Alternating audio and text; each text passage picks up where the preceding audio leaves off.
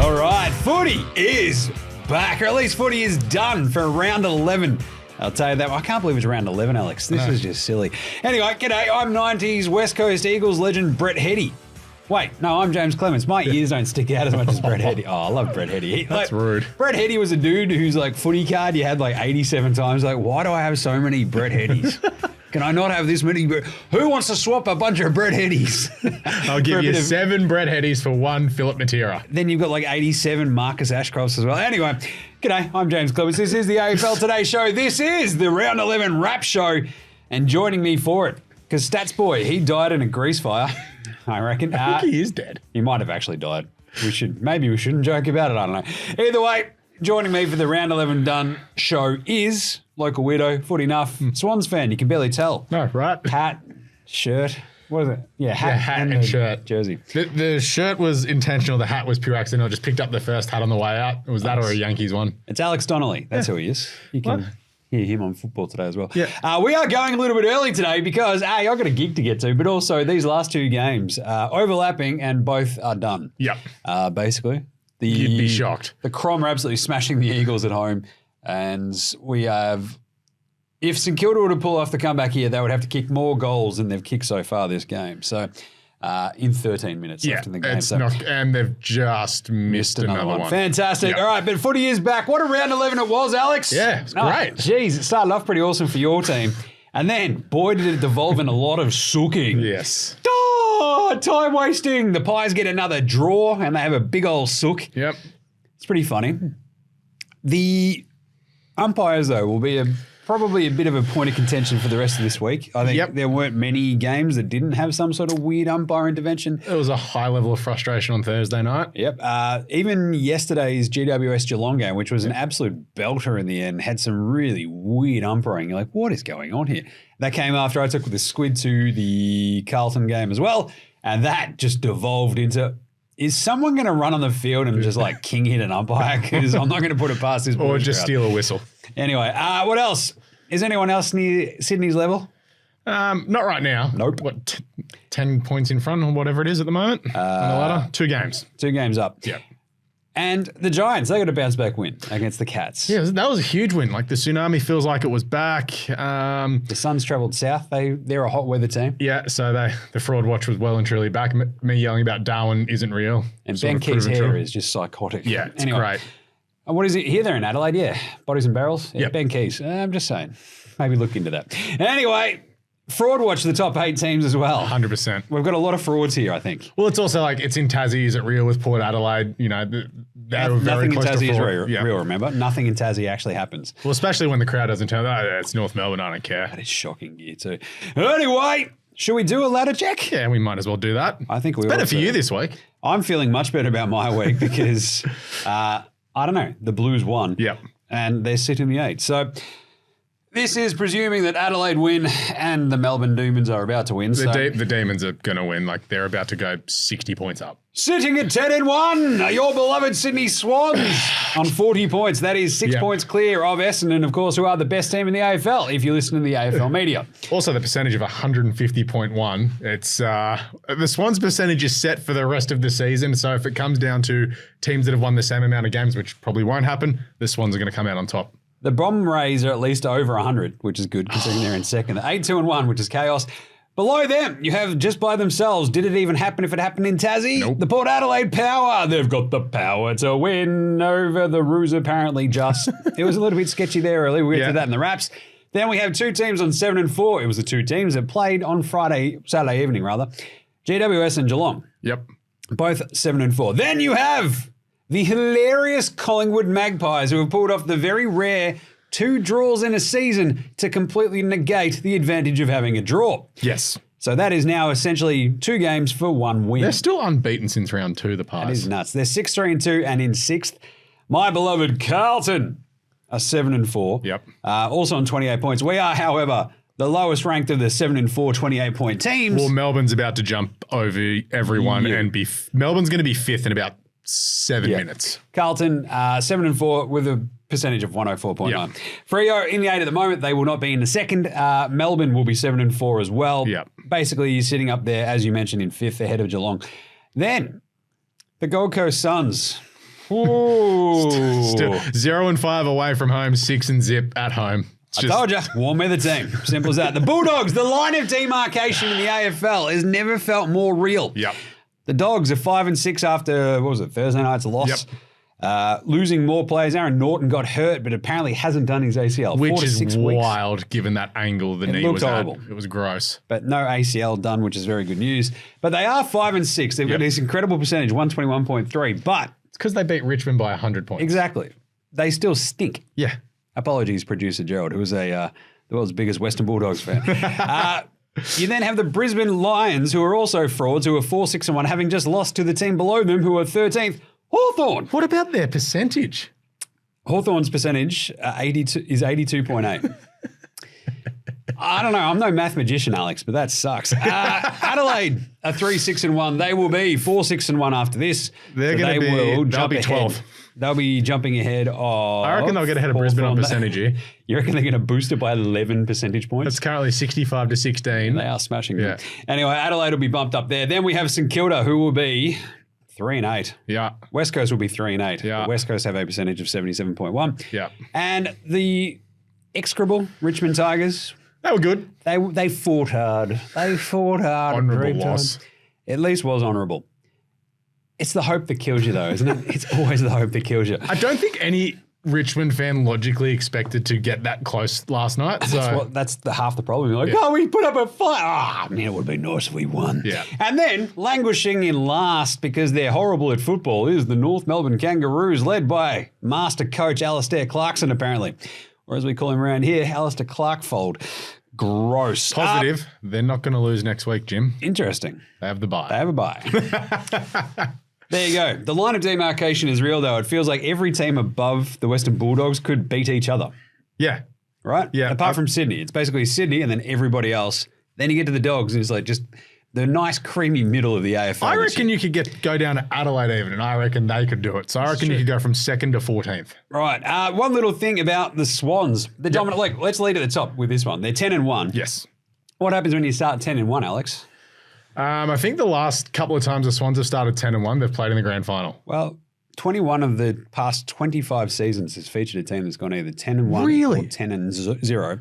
I'm going to assume you missed the grand final. Of those 20, 9 of them won the entire thing. Oh, Not okay. bad. Including the last, 3 of the past 5 premiers. Collingwood last year, Melbourne in 21, West Coast in 18. Melbourne 2 years ago were 10-0 and then lost 2 in a row to Freo on the Swans, and then their season just went... Fell apart. Well, that's when Stephen May punched Jake Melksham. That's what I don't think Isaac Heaney is going to get in a scrap with Jake Lloyd. Don't know. Who knows what could happen. Either way, let's do the vet sesh. Vet sesh. Can we just quit it with the umpires ruining perfectly good games of football, especially in the dying moments? Or just can we just not ruin games in general?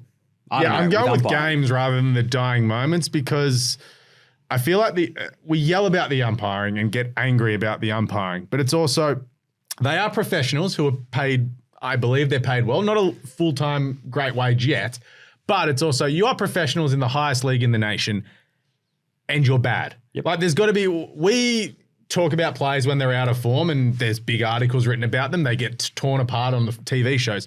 Why can't we say, all right, insert Nathan Williamson on Thursday night, for example, umpire 22, was horrendously bad. This is getting weirdly personal. No, it's not. But he was just, for me, because I was watching the game, there was 5 or 6 decisions that he made that were the wrong decision when he either blew his whistle or didn't blow his whistle. Like the Chad Warner tackle, which he called high, it happened 15 metres in front of me.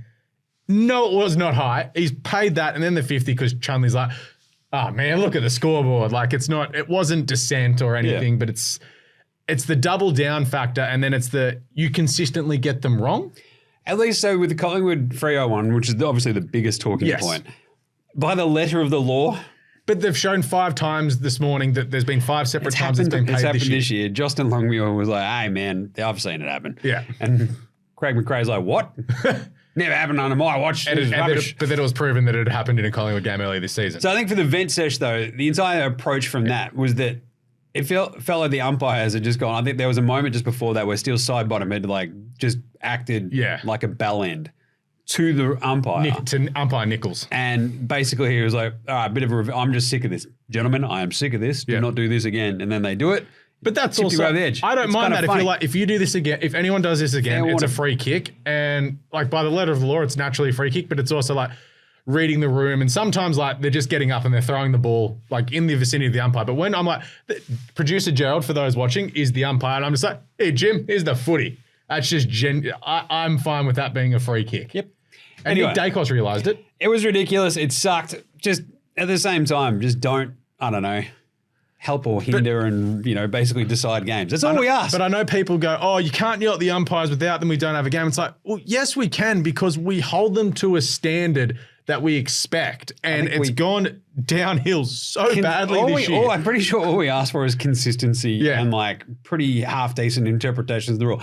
The classic idea of this is the pub test. But also, right? like the Hayden McLean 50. The pub test, you go, was that where the person was tackled and dropped the ball? Do you think that was correct disposal or improper disposal? It's like everybody in the pub would be like, yes.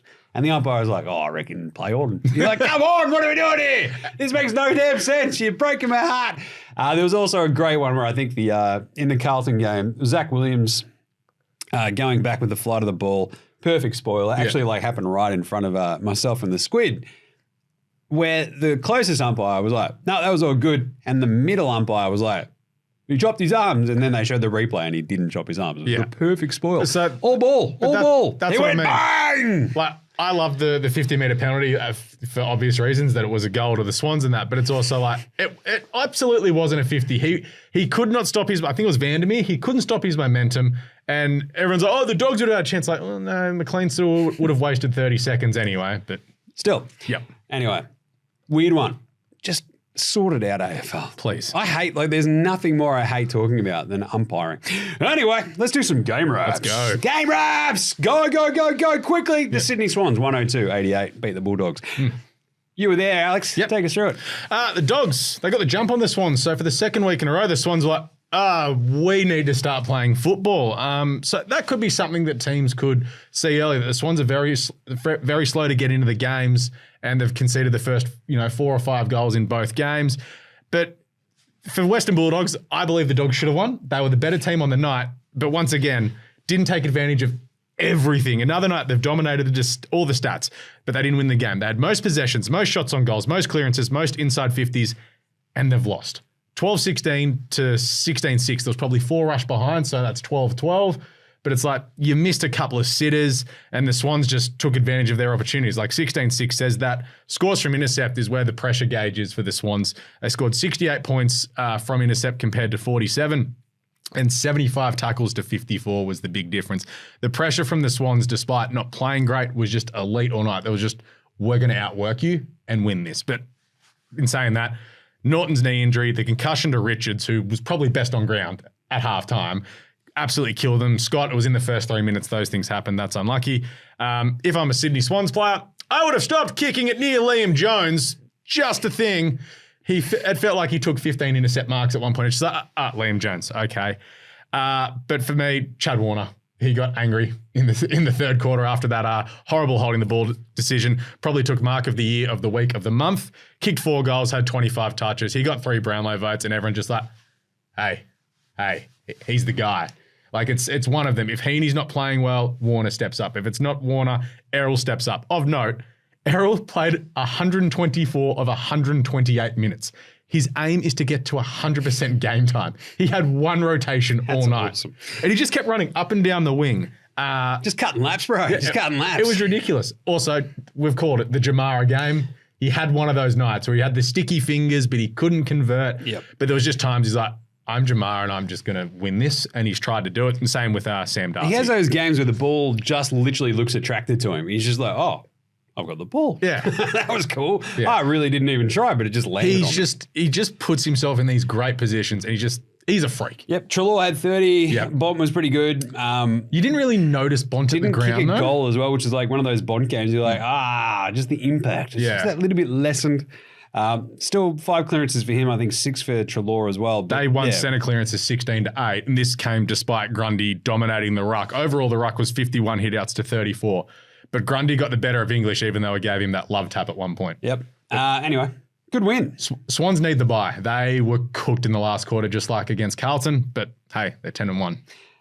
Spot the lie. Freo Collingwood played out a draw on Friday night, 75 each. What was it? The Dockers just coming from the clouds. It was like 4 goals, wasn't it? Like late that they had to kick, and I would have did it. Played football for more than 7 minutes personally, but Maybe. What do I know? It was a strange one. Look, Jeremy Sharp. I think we tweeted out the simple fact that he looks like the evil rich kid villain from like a 90s teen movie or something that Rachel Lee Cook falls in love with. But I also love him. I'm like, he's just so handsome. Look at him. Look at him. Can I come and hang out at your country club? We'll be friends. But he played an awesome game, I feel like, for most of this, and then misses the last one. You can't hold that against him because it's like, he should have kicked the winner. It's like, no, you've had 3/4 of a game to do that as well. He was also like a big reason they actually sort of stuck around for a big chunk of it. Hayden Young was handy. Bailey Banfield I love playing, Bailey Banfield. He's playing awesome football at the moment. Josh He's Tracy, also in the handy. handsome 18, Bailey Banfield. I'll pay that. Yeah. I will allow it. But Jeremy Sharp enjoyed that one. He had like 26 touches as well. Like, what a weapon. Outside of this one, it's always fun when you see and you're watching Jaeger and Mira still running around. You're like, I love that your name is Jaeger, and I love that I've been watching you basically since the last time I had a Jaeger bomb. Right? Because he's like 30. Yeah, and you're he's like, how old. you look 27, like 21 the entire time. Yeah, I'm pretty sure you just got drafted. That's how you roll. Outside of this, Joe Richards was fantastic for the Pies, which was hilarious. One of your great Supercoach pickups. More injuries again with Mychek. He's going to be out for an extended period with that hammy again. It's not great. What do we do with Collingwood? They are just 2 draws. They're so just weird. hanging around at the moment, and everyone's like, we were robbed because of the umpire's decision. You kick 10 goals, 15. Bad kicking is bad football. We'll get to that again in the Brisbane Lions game. Ugh. You've had the chance to ice these games, and you didn't. You gave the other team a sniff. Just imagine if Lockie Schultz was still alive. They would have had a real chance in this game. Yeah. Just saying. It's weird. They're weird. You also had, Pearce going forward and kicking the goal. That was amazing. It was an incredible moment. And Luke Jackson had like a really interesting sort of game, right? Where 11 disposals. In and about early, and then you're like, what has happened? What has happened? Is this... He just went completely MIA. Is this bizarre. The Gornicus and Grundy thing happening right in front of our eyes once again? Sean Darcy. But the problem that Sean Darcy's always injured? Like, what do you do if you're Freo? Because they'll look at this as a game they probably should have won and somehow didn't, and Collingwood would go, we've let that one slip. So it's weird. My entire approach is going to be from the Carlton lens, right? Of like, do you need 2 ruckmen, or do you just need one who can be like awesome, who can also play as a midfielder like Tom DeConing can, and Luke Jackson can? We know he can do that. Sean Darcy, it's a good ruckman, but my entire thing is always going to be ruckmen don't win flags. Unless you're gone, as a Sydney Swans fan, having Brodie Grundy in as the basically 5th midfielder is great, and then McLean just comes in for 5 minutes. It's great. Flip side, Todd Goldstein, smashing it. And the Bombers are the best team in the AFL. Yeah. Never forget that. Anyway, great job by the Pies. Harvey Harrison, what a fun story that is. 3 goals in that game too. Very nice. Either way, it's hilarious because it leaves Freo outside the 8 after this Melbourne game. And also, Mason Cox with his variety of injuries coming out of that game too. He also tried to put his knee through Sean Darcy's chin in a jumping contest. You're like in a ruck contest. You're like, what? Has he played footy before? Yeah. Does he understand how this works? He clearly doesn't. Again, if he wasn't tall, he wouldn't be playing footy. Jaymz had a Barry Crocker shocker, I believe is the phrase, right? He was spraying it like he was a fireman. Just, oh my God, I'm going to put that. Anyway, he's spraying it like my 5-year-old trying to figure out where the toilet is. Oh, God. Anyway, it's like, was that the dog or the kid? What is happening? It wasn't Larry. Anyway, let's speed this up. North Port, this was a game and then it was not. Boos everywhere for the Hornet. Jason Horton-Francis. That was pretty funny. I appreciate Power it. ended up running right over the top of the 107-48. It was a game early on though, right? Like Wally up Wally up was for Freo. I forgot to say that the entire time. My bad. But then Yatapulti for the Power. They end up winning by 59. Watching the worm for this one is hilarious because it's like, North are here. Oh, God. It's gone. Game's over, man. Game's over. Zane Dersma kicked the goal in this one, but you're still watching this going, I watched Zane Dersma and I'm just like, I don't know if he was the right choice when he was picked. Maybe. I know he's only a kid, but he doesn't work hard. No, LDU had 35 and a goal. He's back. I love that. He's trying on his guts out. I was also like early on the LDU train for the Supercoach turnaround, so I was stoked with that. He's not on my team, though, of course, because I'm a moron. Yeah, of course. That's just how it goes. Elsewhere, look, yeah, what, five Todd Marshall goals. This is one of those Todd Marshall games where like we'll look back in 6 months and be like, Todd Marshall kicked 5? Yeah. What? Makes no damn sense. Yeah. Willie Rioli was injured as well. Yeah, he Rosie. Rosie was clutching at the hammy early. We're like, why would you play him against North? Why would you risk him? And then it's like he's played out the game, but he's only had, 11 touches? Yep.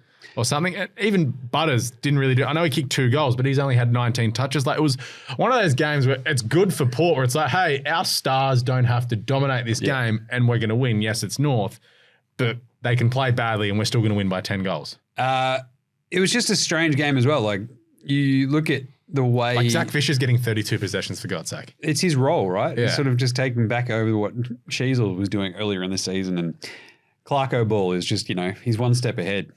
Of another loss. What do we say about North Melbourne? Like no one's they just conceded 100 plus for 4 straight weeks. Yeah, they're horrible. No one's turning up to these games anymore. They're getting 4,000 fans, and it's not competitive. And I know we said that last year. Stats guy's not even here, and we're still bashing him. This is great. But it's not bashing him. It's not bashing him. His team stinks. Yeah, exactly. We should be absolutely smashing Clarko, and because he's mates with everybody in the media, no one's doing it. Clarko, you're cooked, mate. Pack her up, boys. You're done.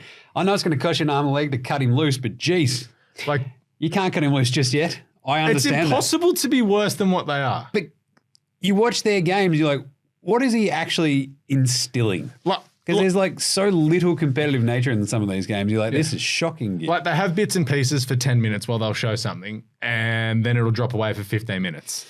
There's it's just no consistency, and they've got 4 really good guys, not enough creamy middle, and a lot of really average guys. And the power are Paper Tigers. I still reckon. Yeah. What are they? Great job. They're 3rd. Good for them. Oh, they're like 8-3, aren't they? Yeah. Like, who have they beaten? Essendon. It's like they've beaten the best team in the AFL. Jim. Yeah, but back when Essendon weren't the best team in the AFL, which they are now. Hey, Carlton beat Gold Coast. That was fun. 102-73. They actually did it vaguely easily in the end, but it wasn't easy for essentially 3 quarters. We had a typical Gold Coast horrendous quarter. Yeah, the Suns just basically went, right, we're not going to let you kick 2 straight goals, essentially, after you go off to a bit of an early, I think we had the first 3 goals maybe. And Zach Williams in the Jack Martin role. Yeah. Don't mind it. Kick 4 goals. Looked likely. Also has lower leg problems, just like Jack Martin. They might be the same person. It's breaking my heart. But I think the Zach Williams one that he kicked where his body was being flung in the air the opposite way to the goals was essentially basically the turning point for the game because they had not been able to manufacture something out of nothing all game. And then they did. And you're like, aha! And then they went on a little bit of a roll and away they went. It was a laugher for the Carlton midfield because early on, they just had all the running.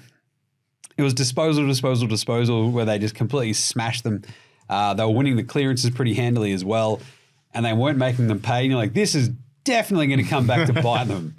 Yeah, it looked that way watching it too. Like, how was it at the ground where it was tense? It was always tense, until basically the end of the 3rd quarter where Kennedy kicked that last goal from the boundary. Yeah. That gave them enough sort of breathing space. Like, if they kick the next 2 goals, this game is kind of basically done, and then they did. So it was kind of a nice moment where they have, all the run of the game, all the ball, and then Carlton sort of just cook it enough that they let the Suns, breathe a little bit, let them back into it. And Ben King, I don't know what it is when he plays the Blues. He's just like, hang on a second. I want to try to win this Coleman.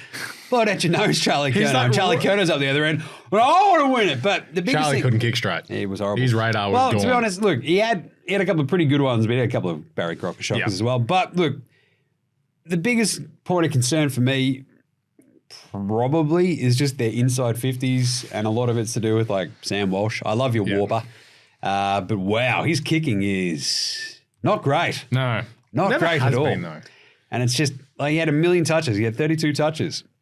But it was one of those, it's like, you've had 32, but where's the damage? Yeah. I think that there's an interesting sort of aspect there, right? Yeah. So the damage is, he's got a lot of it. He got us the ball. That's good.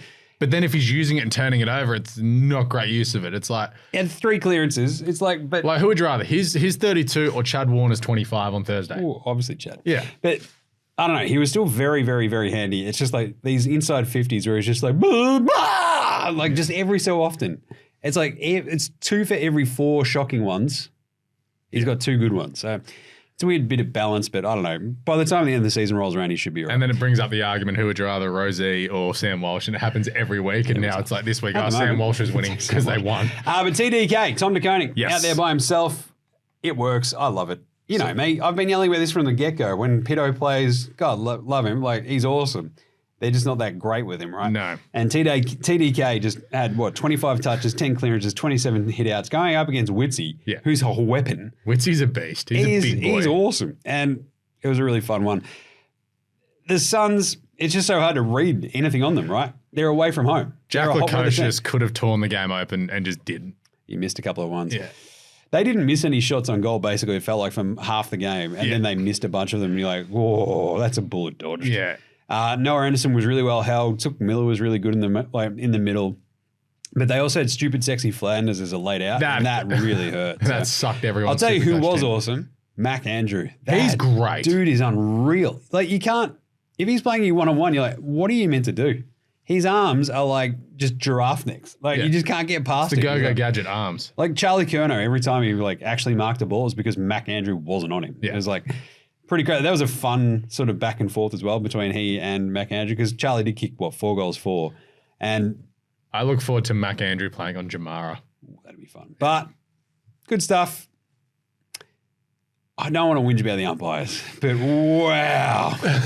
Because I was going to bring this up. The 4 holding the balls called from 131 effective tackles all day. Which I was going to bring it up in my what I can't stand later, and I'll change it to something else now. But it's like, why aren't we paying it anymore? There's so many tackles where the ball's spilled out. And it's because they changed the wording of the rule to effective disposal. But what happened? If you have prior, you pick up the ball and I go to stiff arm you, but stats guy tackles me, I've had my prior opportunity by trying to stiff arm you. Yep. But they're not calling it when they bounce it out of the tackle. It just makes no sense. And it's, as a fan, it's really frustrating. And I don't want to keep yelling about it, but it's like, guys, come on. So you asked about what the vibe was at this game. Yeah. So much anger. Yeah. Towards the umpires. By the time the second half, it was just like disbelief of like, what is going on? This is bonkers. There was a guy who just kept screaming out, umpire dogs, umpire dogs, umpire dogs. They're amateurs. And you're like, yeah, they are. It's fair. Can't disagree with him about that. Either way, Carlton get a win that they desperately needed. Because I think we've talked about this Carlton sort of 6-week stretch. They've actually sort of won a couple of the games too, which is keeping their, hopes alive of at least maybe a top 4 finish. Who knows? But either way, big one coming in the next couple of weeks when they play Port and then the Bombers. So anyway, GWS. Hey, what happens, Alex, when they play in Geelong? They win, Jim. That's right, 78-74 in an absolutely rollicking clash. I'll tell you what. So actually, Carlton Gold Coast was rollicking as well, because it sort of was scrappy and just kind of gross. But when it sort of got going, you're like, this is pretty entertaining football. And then, especially when Carlton sort of got over in the end. But this was very, very, very much just an arm wrestle of like, we're ahead, we're going to beat them, no worries. And then Geelong like, just not so fast. Hang on. Yeah, when Hawkins' big day, we're not losing this one. And so what? Stephen Caniglio has a shoulder injury. And he tried to play on for it, the psychopath. Like, he was running around, like his arm was down his arm. I was like, nah, it's fine. I'm fine. And then eventually they're like, dude. Tis but a scratch. Yeah. They're like, no, you desperately need to come off. That looks bad. So there is a great note there that GW was led by 31 at this point. I think I was messaging you guys going, yep, Geelong, frauds. Yeah. And then I'm like, a few moments later. And they were back up in front. And then how did it all sort of fall apart? Toby Green's captain goal. Yeah. But what a goal. What an insane goal. But you're missing the 6-goal second quarter for the Giants. That's really set this up. Where early on, Geelong were just like, we're back, we're home, this is fine. And GW was like, tsunami. Yeah. And then they've just like, engaged, let's go. That miss from Jesse Hogan, as soon as that happened, Geelong just like, ooh, chance. It feels weird. Everyone sort of went, that would have been the kill shot. I really want to get like a complete list of who looks the worst when they miss a goal. Like Jesse Hogan just has this beaten dog look on his face. Oh, I missed a goal. Oh, Adam Kings is going to have my legs broken. Like, it's just exactly how it rolls. Anyway, look, this Geelong team and what's happening in Geelong where they suddenly just don't win there anymore. Yep. It's getting weird, Alex. It's What was it, very Power earlier this season? Yeah. It's now GWS. What's going on? It's bizarre. Jezza Cameron, he had like a couple of shots where I think he's, it's all well and good to be sort of pumping the ball when you're kicking snags. But when he's not kicking them, it's like... But when you're putting it out on the full from like the boundary line as you're trying to like banana it, you kind of just look like an idiot. It's a bit of a tough one. But it's like in that last quarter when Geelong were charging, GWS just could not get the footy outside of basically, if there was a 70-metre line, they couldn't get it beyond that. If we were going to rank the teams like their best and their worst, Geelong. Like Geelong and GWS Yeah. would be like right up there with like their worst looks absolutely shocking. Like they got, this is the other thing about Carlton. Carlton beat a team that dropped 164 points last week. Yes. On Geelong and held them to 73. And like it wasn't even like it was like 2 goals for like most of the first half. Whereas Geelong got belted from pillar to post last week. Were right there in this one, but still lost. And at home. Are they frauds? Yes. All right. They are. Cool. But so like Jake Riccardi kicking 4 goals, Maxie Holmes was everywhere, 32-1. And we talked about the Toby Green moment, the inside-out banana. God, that was good. But he had 24 touches and 2 goals. So he's finally had that game. But then it's also the moment on top of playing a really good game that could spark him and the Giants into action. And it was this point last year, GWS went, hey, Adam Kingsley's going to bash us, so we're going to start winning games. But it better be good. He's going to have our legs broken. But the pressure level from both teams that last quarter was over. You see it on Fox They showed 40, it as well. It was awesome. It was 190 is like, yeah. 195 is apparently the perfect range, and they're like, nah, over 200. It was like 240 to 210 or something. Yeah. Like, that's just all pressure. There's nothing else. Yeah. What are you doing? You guys are just standing there staring at each other. It's like, do something. Anyway, great win by Wow, GWS. we haven't mentioned the new culture of the AFL. Oh, yeah. Lika Lear turned into Leo Barry. Yeah. That was awesome. He's like, check this out. Remember Leo Barry? He was a star. Bang, here I am. And he's out there taking 1 million photos as well after the game. I can't sing the I song. missed the song. And Incredible. Jason Dunstall's losing at the commentary guard. He's like, nah, just keep taking selfies. I'd keep doing it. That's great. But this is a great win for the Giants. It's sort of after the last Keeps few their season basically like alive. Well, not alive, but it's like, okay, the hill was coming. They were just going to start rollicking down and be like, Well, had God. they lost it, they'd be 6-5, and you'd be like, ugh. Yeah. This isn't looking good. But that, 7-4 feels a lot better. But Geelong from 7-0 to 7-4. Yeah, not great. Not great. Then Dreamtime! Yes. Richmond 74, the Bomb Rays 86. This was a really fun game because Richmond actually decided to show up. Yeah, this was Kinda great. cool. Fun as. I think we're going to get this every now and then with Richmond. So on an occasion like this, When they play at the G yep, and something's on it and they're up against like a storied rival. yeah, Yeah. Dusty was awesome. he was. Shea Bolton had a moment. And then he got murdered. Yeah. And Jakey Stringer decided, hey, it's my 200th game. Check this out. Also, And went bang, kicked 3 in the first 3 goals of the game. and then kicked his 4th in the second quarter, and then Went, right, that'll do, boys. yeah, that'll do. Contract year. Everyone remembers what I've done early in the Langford, game. you take over. Yeah. I love But that. Zach Merritt just does not stop running. He would have to be one of the best tacklers in the game. Like, he just does not stop. Richmond should have won this game, though. It's a tricky one. It was a fun one. They had every opportunity to do so, and you just think I know he's still out, but if Tom Lynch was in the forward line there, they would have won this game because Ridley wouldn't have had 31 disposals and somehow got forward and kicked a goal. Ben Mackay was taking grabs everywhere, like up against Lafau, he's doing a good job. He's kicked another 2 goals, and he's doing this. What is it? He's like 7th game? Yeah, He's out he's- there crushing it. He's kicking goals every game. It's just like, if you had Tom Lynch there, I think Richmond win this game. For me, it's like Essendon. It's like, Nah. Essendon are the best team in the AFL. they've got away with one there. They have. And it's like, big That's game. what you do. That's what good teams do. They Yeah, just win. exactly. Just shut up and win. That's all they do. It's amazing. This is like a really fun game because it's like, oh, Richmond really stepped up. Essendon also love nothing more than sort of playing down to their competition. Yeah. So good on the Bomb Rays for actually pulling it off and winning. But you're right. Like having Ridley come back and just be that good straight away was It's amazing. so good for their season. God, they look so much better. Martin nearly had 30 as well as Zerrett hitting the 31. Dyson Heppel was popping around. We're also forgetting the MVP of this game. Our favourite son, Nick Hind. I mean, he's got a head like a drop pie, but it's amazing how good he was in this game. I love it. So they've got like so many dudes where you just like, they don't have too many dudes. No. They've which is what we talked about at the start of the year, too many dudes. they've got like Durham and Guelphy are doing great jobs. That's exactly what I was going to say. Durham has been absolutely fantastic. And you're like, what is, like, these are the sorts of dudes that you need. Yeah. Whereas like Durham and Guelphy just like crushing it. 2 meter Peter, he had an absolute Barry Crocker shocker as well. But anyway, a huge win. Enjoyed that. And I think there's nothing more fun than remembering Dyson Heppel looking like Xavier Rudd with the white boy dreadlocks. Nothing more favorite. Yeah. Like, I love it. It's like, he's like, he's still out there and he's just a really good coach on the ground. It's like, remember when he had dreadlocks, though? I just want to hear one commentator just say that just once. Remember that? And then turn to Daisy Thomas and go, remember your hair? just go absolutely hammer and tongs. I love that. Anyway, great win for the Bomb Rays. They are the best team in the AFL. Sunday, Hawthorn upset, or did they? The Lions, because that's all they do. They beat them, 100-75. Bad kicking, Jim. Oh boy, 10-15 for the Lions. That's not great. 15-10. Flip it up and reverse it. And you have the Hawks. How nice is that 15-10 100? I love the 15-10 100. That's so good. So that's my childhood going, 15-10 is 100. Yeah. And then me like, 16-4 is also 100. Oh, man. But look, the Lions stink. I think that's it. Yeah. They're not that bad at Marvel either, right? That's the thing when it comes to the Lions, but they are basically now cooked. And kicking 3 goals 10 in the second half. Yeah.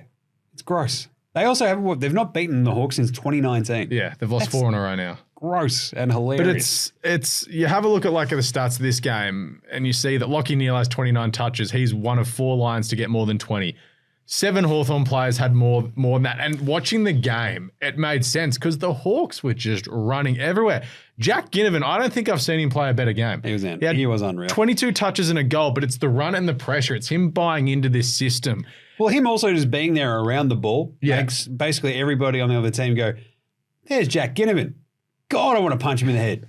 And it basically takes their focus away, right? So all the lines like, God, I want to punch that little twerp in the nose and just, and they just sort of freak out and then boom, off they go. It's like, Gunston was incredible in this game. He played a great job on, was it Harris Andrews? I know Harris Andrews, he took 6 marks in the last quarter, but before then he'd hardly got near the footy. Love it. So it's a great role on that. The Hawks, they genuinely dominated. They deserve this win. Good for them. Carl Amon and Warple had 29, 28 each, but were just everywhere the whole time. When they fire, it's they look like a completely different team. Like we saw them play probably their worst performance of the year at the MCG where the Swans just obliterated them. But we also saw one of their other best ones when they played Collingwood at Gather Round. Yeah. So it's like you look at if they win that game against Collingwood, which they probably should have, and if they win that game against Port Adelaide last week, you have a look at the ladder. All of a sudden, they are 6-5 instead of 4-7. It's a tough one. Like I don't know. Also, don't give up 2 goals in 33 seconds. Yeah, exactly. But the forward pressure was great from Hawthorn all throughout the game. And the thing we've said about the Lions, what do they offer? Like, where's the sexiness to their game? They are the beigest of beige. They are. There's no run. It's just they are bland and boring to watch. And apparently Eric Hipple was the problem. He didn't play. Joey Duckett's was just like, hey, I'm still here. Charlie threatened to do some stuff early in the game, but really didn't. It was just, I got nothing for the Lions. They'll miss the 8. I don't know. Kai Lohmann's awesome. He seems cool. That's fun. Bring back Shadow Brain. Oh, and Lloyd Johnston's like backflip in the Blues game. That was sweet. That happened in front of us too. You're like, wait, did he just do a sick backflip? How did we miss the backflip? It was absolutely unreal. What a legend. People go, should he be doing it? Yes, do it all the time. That's wicked. If he can just do that like that and not hurt himself, yes. Love it. All right, last 2 games. Laugher, Melbourne, 162. What do you reckon my over-under was? There like 30,000 people in there. Yeah. I probably beat it. Not by much. I'll check the MCG Twitter account for you. Either way, look, this was a pretty gross game until like the D's just finally sort of put the 37-403. Oh, pretty close. Just saying. Just a simple sort of gross St Kilda game where the Demons finally fired up and got going late and ran over the top of them, right? Yeah. Petrarca was fantastic as per usual. That's what he does. Salem had 32 touches. Gornicus. He's getting 3 votes. Was absolutely fantastic. And I think the cool thing is like when you see like Rue had 3 goals in this one too. Petrarca and Viney. Look, when they have their midfielders kicking goals, they just look unbeatable. And you're like, but at the same time, they played the Saints, who are very, very bad. They are horrendous. Like there's like Darcy Wilson's a bright spot for them, but it's like when they don't get it on their terms, they are very bad they're just bad to watch. Melbourne sort of halfway through that third quarter, you're like, oh, yeah, Melbourne's going to kick 13 goals and win this. But they've kicked away late, so I was like, oh, yeah, their percentage Well, is they kicked 14-16. Yeah. And to 9 goals 8.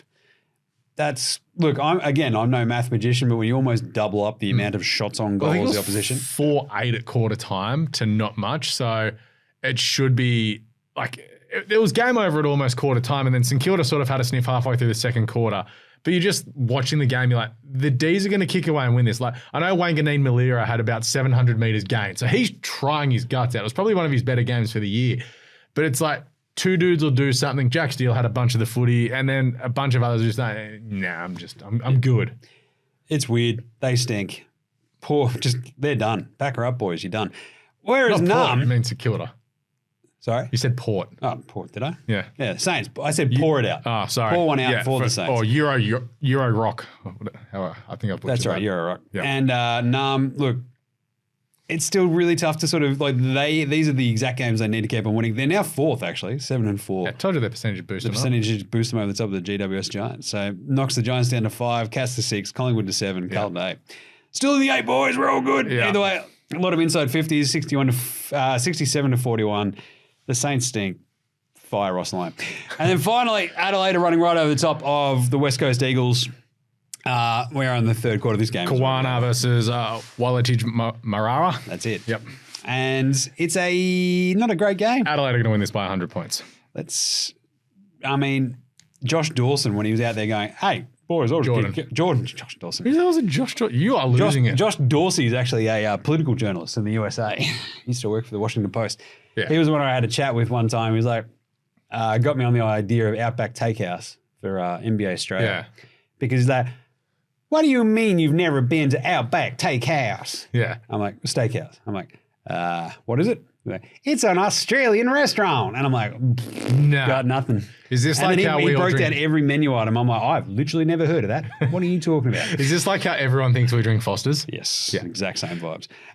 For this game so far, Keys already got 2, Dawson's got 2, Cook's got 2. Matt Crouch has 0 metres gained. Tough. Texas kicked 1 goal too. Saligo's already got 14 touches. This game is pack her up, boys. Yeah, Dunsky, there was always going to be a couple of these games during the year for West Coast, and Adelaide do need a win like this, and this sort of at home, big run crowd. over the top of somebody. Yeah, late Sunday game. You're feeling good about stuff. They've still packed it out, which is awesome. They're going to be 4-6-1 after this. They're 2 games out of the 8 basically, and it's very doable because that creamy middle on the ladder, like from sort of GWS down, is 28 down to Adelaide are going to be 18. So that's 2.5 games between 4th and 12th. Whew, not bad. Creamy middle. Tipping results. I think I got 7 because I ended up landing on North because I Galaxy brained my way into Hawthorn. Yeah. But went too far with the Galaxy brain and instead had North as well. I don't know what stats boy ended up. You've got 8, Alex. Yeah, I'm going to get 8. The only one I missed was Hawthorn. Nice one. All right, Full credit to the boys. Who is the best team of this round? Can we just give it the old ding, ding, ding, ding, ding, ding, ding, ding? Sydney and the Bombers. Yeah. Because they're the 2 best teams in the AFL, and the Bombers are very clearly the best team in the AFL. And again, will not lose the rest of this season. Easily, the Swans, the way they sort of came down, always a dangerous game. It's the Dogs. I was very worried. Marvel. And they sort of just went, we're just going to win. Yeah, we're going to find a way. And the Bombers, look, holding their nerve in a game as big as that, we're like, oh, God, we can't lose to Richmond. And everyone's watching. Everyone's turtlenecking as well. Every Bombers fan is totally turtlenecking going, this sucks. Can we just win? So, great job. Look, I kind of wanted to throw a little bit of, love towards your pick as well. Yeah, GWS, I mean, losing 4 out of the last 5 and then going down to the Cattery and getting the job done. We didn't mention it was Hawkins' record-breaking game because he's had about 87 celebrations this year for getting it done. But I think it's time for Geelong to get another upgrade from the taxpayers because the stadium seems like it's gone. But they really need that scoreboard. Yeah. But GWS, big win, still have a bunch of injuries throughout their midfield and forward line to get the win there. It really does set their season back on track going into the bye. They're in the bye right now going, how good's footy? How good is life? That's exactly where you want to be. Like, because for best teams of the round, like I can't say obviously either Freo or Collingwood. Yeah. Port, it's the Roos, whatever. Yeah. Carlton were wildly unconvincing for 3 of those quarters. And you're beating Gold Coast in Melbourne. Exactly. Essendon getting over the top of Richmond in a crazy game. The Hawks looked awesome. But again, it's their bunny team, the Lions. The D's. St Kilda. It's St Kilda and Adelaide are smashing the Eagles. So we usually do this sort of, how do you feel if you're each team's sort of fans? Yeah. And like, what did you come out of each game with? And like, for the Dogs, you're like, we were still competitive, whatever. Sydney, just like, we rule. Yeah, ours is we won. Thank God we have a bye. Freo, you're like, oh, can't believe we tied that. Could have won it though. Collingwood is like, oh, this is going to be tough sledding. Port, rad, you beat the Roos. Roos like, we stink. This is horrible. Carlton are just like, oh, thank God we won. Gold Coast like, can we just play all of our games north? Yeah. We just need to be above New South Wales. Can't have South in a name. No South Australia, New South Wales. What about West? No Victoria. We're going to find out, I guess. Geelong is like, what? You're playing at Taxpayer Stadium. Why can't we get a win? This stinks. GWS is like, we're back, boys. Essendon, oh, God, the relief. Richmond is like, oh. So have you seen what the final game next week is? No, not yet. Gold Coast Essendon up there. Nice. Dons are going to win. I told you. They're unstoppable. Yeah. Hawks, flying. Absolutely stoked with that win because this is the thing. The big difference for the Hawks fans at this point is going, this is exactly what North fans thought they were getting by this time from last year, right? Yep. A couple of wins in Clarko's first couple of games. We're back. Yes, Roo ball, let's go. And now they stink. The Lions, they're like, should we fire Chris Fagan? Don't know. This is not very good. No. Melbourne, they're just like, what are we? St Kilda, just like pack her up. St Kilda fans are depressed. In the office, they just look at me and they're like, yes, Alex, I know. And Adelaide, Corona. They're feeling good. They're feeling fine. They're going to get on the tins. They're having a good time. And the Weagles, it's like, that's all right. We just go home and get Yeah, West Coast like, we beat Melbourne last week. Who cares? Nice one. What about best on ground of the week? Who was the best player we saw? Lee Killier for his Leo Barry star impersonation, maybe. Camden McIntosh for looking like an 1880s gold prospect who could be best mates with Alex. But no. How is he only 30? I have already made I'm like, he could be 130 and we would not blink. It's weird. But obviously my beloved Patrick Cripps, who I would not trade any player in the AFL for because he's amazing and I love him dearly as the captain of the Carlton Football Club. I don't know what you're talking about. I never said anything otherwise. He's actually got the football right now. He does actually have the football. I love Cripper. He was incredible in that game. I just stiff armed. Sit down, Josh Rochelle. Rochelle just got put into the dirt. Oh, he knows it too. He's like, that sucks. Everybody's going to be giving me crap about this for the rest of my life. Oh, the replay's even better. Come on. Sit down.